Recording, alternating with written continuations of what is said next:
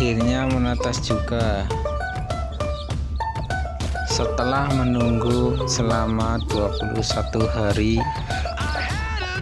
indukannya sendiri merupakan ayam jenis Bangkok teknik. Untuk anak ayam saya biarkan dulu dengan indukannya.